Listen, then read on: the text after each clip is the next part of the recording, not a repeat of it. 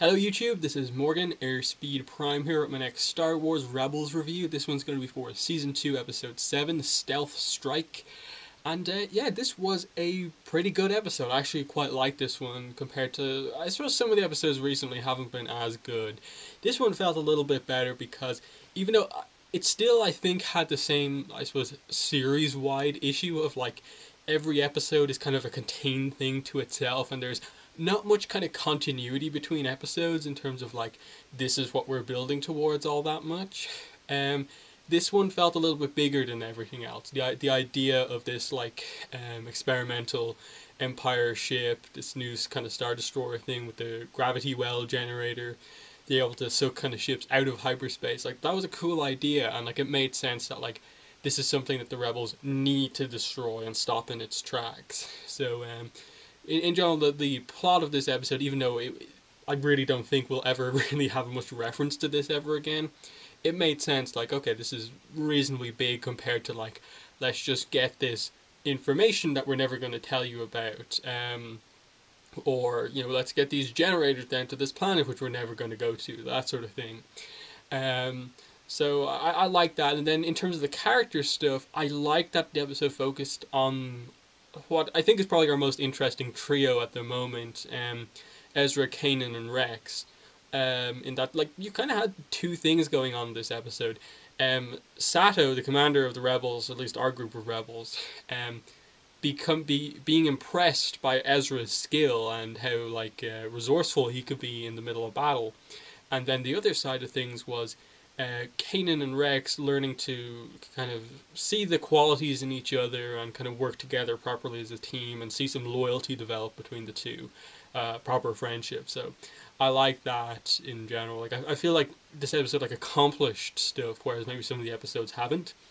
And yeah, this just felt like really, really fun. Like there was a few moments where I was just laughing a lot throughout this episode. Like early on where Kanan and Rex are on the ship, just about to board, and you just have that joke that went on for like a minute or two of just Rex knowing all of the kind of exact jargon and codes to use to make sure they get on board without really any sort of permission. Like, you don't want the 3356 to happen on your Star Wars bow, do you? And they're like, oh, sorry, yeah, just here's the code and stuff like that. That was really fun, and you could see that like Kanan was like, I don't really like this. This is the worst part of any mission, like all the procedure and stuff like that. And then just some nice moments from Rex saying, like, I basically invented this during the Clone Wars, all this procedure.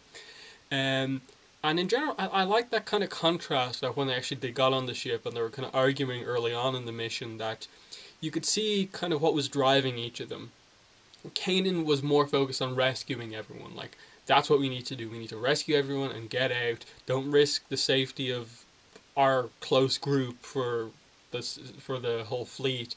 Whereas Rex was more like, no, we'll do that and we'll do this. We'll also take out this ship and help the fleet overall. And you kind of had that play out over the course of the whole episode, and that like at the end, Kanan, agreed to the idea of taking out the ship, and then actually went back for Rex, who obviously over the course of the episode, he realized how loyal Rex was, how useful he could be, and especially that moment where Rex was kind of willing to make the sacrifice to let everyone else go while he stays behind. That definitely was a big moment for Kanan in regards to how he sees Rex, and I really enjoyed kind of how that played out over the course of the episode, and they went back to save him. And I think even though like our kind of random Empire commander, Admiral Guy of the week, he I don't think he's going to be like an important character or anything like that going forward. I think we may see him from time to time.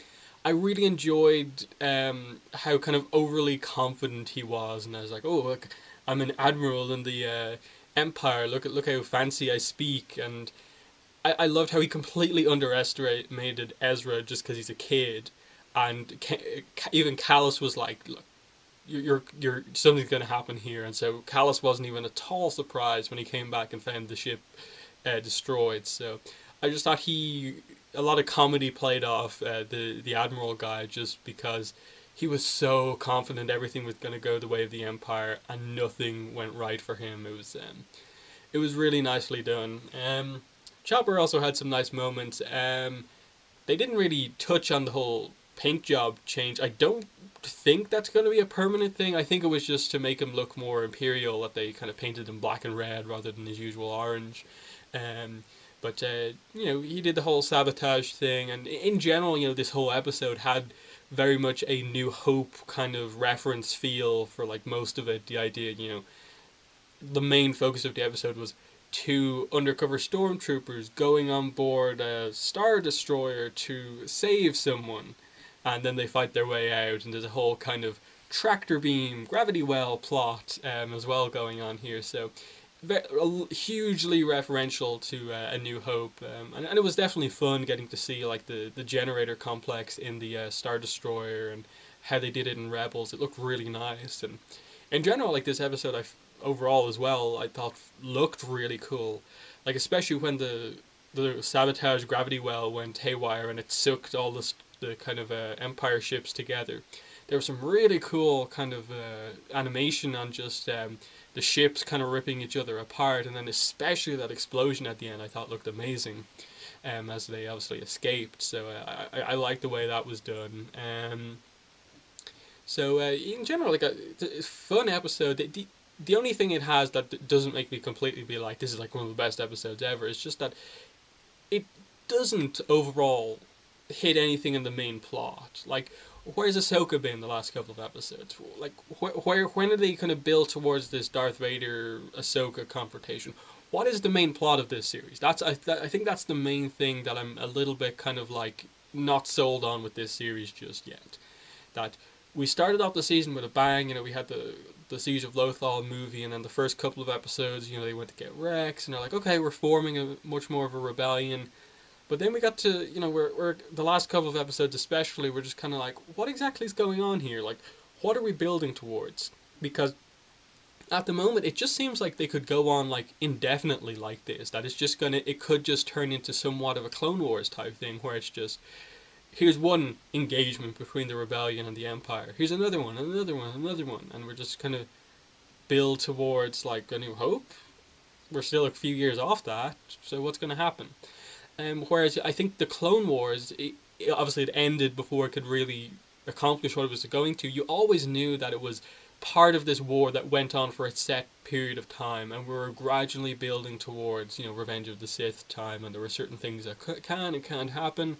Whereas this is much more open, so I feel they can have much more of a plot-driven thing, but they haven't really addressed what I consider to be the main overall plot of this thing, and that being, I suppose, seeing the rebellion form into the thing it's meant to be. I think the closest we've got this season was gradually seeing some of these companies and the episode with Quarry, like his shipyard coming on board. Like, okay, so you get the idea that that's maybe where we're going to see like the X-Wing and stuff like that come from.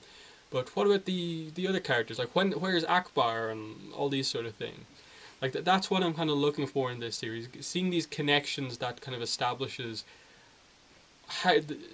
where the strength of the rebellion like properly comes from.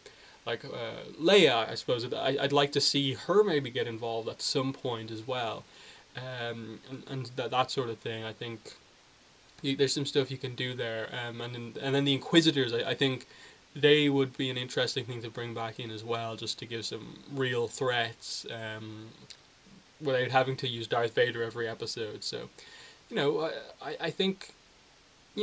Episodes like this are fun, but I also wish that like it could be fun, but also add to the plot of the series overall, which I don't think that it's done in the last couple of episodes. So, in general, like that's about all I have to say about the episode. I love the character stuff with I suppose that's the other thing I need to talk about. Sato becoming impressed with Ezra. Like I thought Ezra was actually amazing in this episode with how they portrayed him and how skilled he was, expertly escaping. The one mistake he made was obviously like being a bit too quick and blasting Kanan and Rex when they were in disguise. But beyond that, like he was really like strong in this episode. Like they made it that he's amazingly skilled. That any sort of in any way skilled, force sensitive person with a lightsaber can really change the flow of battle. And you could see Ezra leading Sato and his crew to the ship out. That was really strong.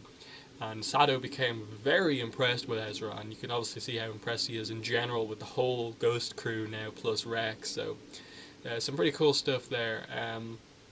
That you saw a little bit of Hera, Sabine.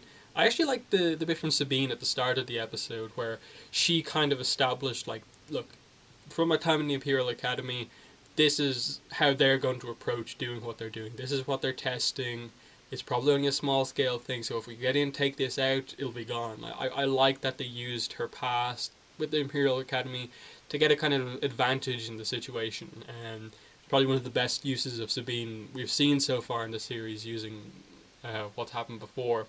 But yeah, so overall, really liked the episode. I thought it was incredibly fun, for sure. Which, all of the episodes have been fun, but this one especially, like, a lot of great action, some nice character moments. I feel like we've advanced the plot in the sense of, like, the Ghost crew is formed closer together. Rex and Kanan, that issue is over for the most part now, and I want to see where they go. But my only kind of hope going forward is just that, hit the plot a little bit more. I'd like to see Ahsoka maybe in the next episode or something like that. Just get her back into the series, get her doing stuff, address some of her backstory. Like, I'd like to know where exactly, like, she's been since the Clone Wars, and address what her feelings are on the Jedi and stuff like that. So, stuff like that I want to see going forward, but, fun episode. So, in the comments, let me know what your thoughts were on the episode, and what I've said in the review. Other than that, all I'll say is that tomorrow's video is going to be my